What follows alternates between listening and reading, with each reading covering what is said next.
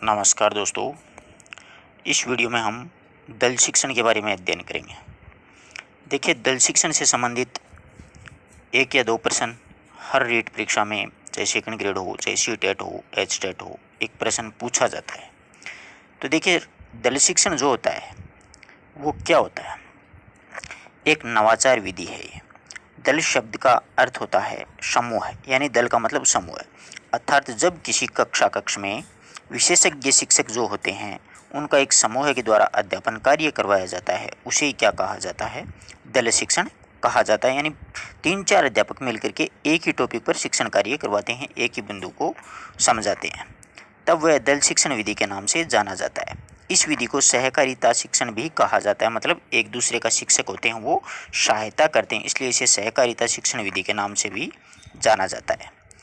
दल शिक्षण जो विधि है उसका विकास सबसे पहले 1955 में हार्वर्ड विश्वविद्यालय था अमेरिका में, उसके एक शोध छात्र मिशिगन व हार्वे के द्वारा किया गया था। तो सबसे पहले अगर पूछा जाए कि दल शिक्षण जो विधि है उसमें वो कहाँ पर आविर्भाव हुआ था उसका, तो अमेरिका के हार्वर्ड विश्वविद्यालय में दो शोध छात्र, मतलब पीएचडी करने वाले जो छात्र थे, एक का नाम था मिशिगन, दूसरे का था हार्वे, उसके द्वारा किया गया है। दल शिक्षण की परिभाषा देखिए, डेविड वार्किर ने क्या दिया है कि टोली शिक्षण व्यवस्था का एक स्वरूप है जिसमें कई शिक्षक अपने स्रोत, अभिरुचियों तथा दक्षताओं को एकत्रित करते हैं और छात्र की आवश्यकताओं के अनुसार शिक्षकों की एक टोली के द्वारा प्रस्तुत किया जाता है। वे विद्यालय की सुविधाओं का समुचित उपयोग करते हैं, यानी विद्यालय की जितनी सुविधाएं होती हैं उनका उपयोग करते हुए आगे बढ़ते हैं, उसे दल शिक्षण कहा जाता है। उसके आगे देखिए, प्रोफेसर कार्लो ओल्सन महोदय ने बताया है कि अतिरिक्त ज्ञान और कौशल से युक्त 2 या 3 अध्यापक परस्पर सहयोग करके, यानी अतिरिक्त ज्ञान होता है उनके पास, अतिरिक्त कौशल होता है, उससे युक्त होकर के 2-3 अध्यापक आपस में एक दूसरे का सहयोग करते हुए किसी शीर्षक का शिक्षण योजना का निर्माण करते हैं एवं एक ही समूह में छात्र समूह को वो एक समय में ही पढ़ाते हैं, तब वह दल शिक्षण विधि कहलाती है। कहने का मतलब इसमें सीधा सा वही है कि उन शिक्षकों के बाद में अतिरिक्त ज्ञान और कौशल होगा और 4-5 शिक्षक मिलकर के एक शिक्षण बिंदु पर शिक्षण कार्य की एक योजना का निर्माण करते हैं तथा एक ही समय में छात्रों के समूह, मतलब कक्षा में पढ़ाते हैं, तो वो शिक्षण विधि क्या कहलाएगी? दल शिक्षण विधि कहलाएगी। जेपी पुरोहित ने दल शिक्षण विधि की परिभाषा दी है कि दल शिक्षण विधि अध्यापक की आधुनिक तकनीकी है, यानी अध्यापक जो करवाते हैं उसकी एक नई तकनीकी है। इस विधि में 2 या 2 से अधिक अध्यापक मिलकर के नियमित रूप से किसी कक्षा की अध्ययन संबंधी योजना बनाते हैं, उसे क्रियान्वयन करते हैं तथा उसका मूल्यांकन करते हैं। यानी एक बिंदु होता है उसका, उसके ऊपर शिक्षण कार्य करते हैं, बाद में उसका ही मूल्यांकन करते हैं। उसके आगे देखिए लगा आप लोग कि शेलिन तथा ओल्ड के अनुसार उन्होंने दल शिक्षण की परिभाषा दी है कि दल शिक्षण अनुदेशनात्मक संगठन का वह प्रकार है जिसमें शिक्षण प्रदान करने वाले व्यक्तियों को कुछ छात्र सौंप दिए जाते हैं और शिक्षण प्रदान करने वाले छात्रों की संख्या 2 या उससे अधिक हो सकती है। उसमें शिक्षण का जो दायित्व है सौंपा जाता है वह एक ही छात्र समूह को संपूर्ण विषय वस्तु या उसके किसी महत्वपूर्ण अंक का एक साथ शिक्षण कार्य करवा दिया जाता है, यानी 3-4 अध्यापक मिलकर के उसमें शिक्षण कार्य करवाते हैं। दल शिक्षण विधि के सोपान 3 होते हैं। पहले योजना बनाई जाती है, फिर उसकी व्यवस्था की जाती है और फिर बच्चों का मूल्यांकन है वो किया जाता है। दल शिक्षण के सिद्धांत: अधिगम का निरीक्षण, शिक्षण की जिम्मेदारी, छात्रों की संख्या, समस्या समाधान, सामग्री का चयन, विषय वस्तु की व्यवस्थित क्रम, अनुशासन स्थापना, ये दल शिक्षण विधि के प्रमुख सिद्धांत होते हैं।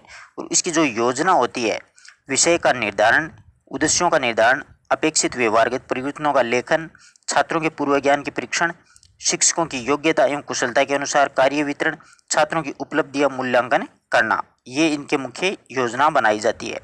दल शिक्षण निर्माण की जो प्रक्रिया है उसमें विभिन्न संस्थाओं के विभिन्न विभागों के अध्यापक होते हैं, एक ही संस्था के एक ही विभाग के अध्यापक होते हैं, विभिन्न संस्थाओं के एक ही विभाग के अध्यापक होते हैं, एक ही संस्था के विभिन्न विभागों के अध्यापक भी इसमें शामिल होते हैं, वो सारे रहते हैं, ये सारे मिलकर के उसकी योजना बनाते हैं। अब इसका फायदा यानी गुण क्या होता है?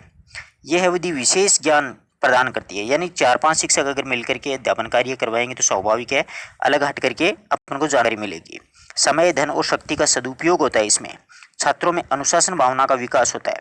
और छात्रों में विभिन्न विषयों का की आधुनिकतम जानकारी में प्राप्त होती है। यानी जितने विषय होते हैं उनकी अलग अलग जानकारी देता है हर अध्यापक। संतुलित सामाजिक विकास भी संभव होता है, यानी सामाजिकता की भावना का विकास होता है।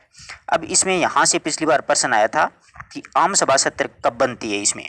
तो देखो, आम सभा सत्र दल के नेता के द्वारा अध्यापकों का परिचय करवाते हुए, यानी 4-5 अध्यापक होते हैं और जो मुख्य अध्यापक होता है उन सभी का परिचय करवाता हुआ प्रकरण की सूचना देना तथा मुख्य बिंदुओं पर यह चर्चा करता है कि आज अपन इस विषय पर अध्यापन कार्य करवाएंगे सभी मिलके।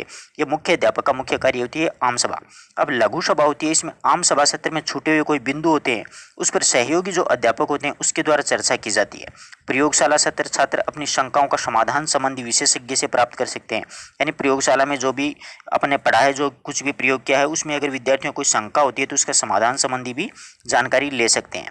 अब इस विधि के दोष, आर्थिक भार अधिक होता है इसमें, एक तो समन्वय करने में कठिनाई आ जाती है, दल के सदस्यों में सहयोग की भावना कम ही पाई जाती है और संपूर्ण पाठ्यक्रम है वो समय पर नहीं हो पाता है, और दूसरी बात इसमें समय भी अधिक लगता है और खर्च भी अधिक आता है। इस बात का ध्यान रखना। ये 2 पॉइंट बहुत अच्छी तरीके से ध्यान रखना। आम सभा कब होती है और लघु सभा।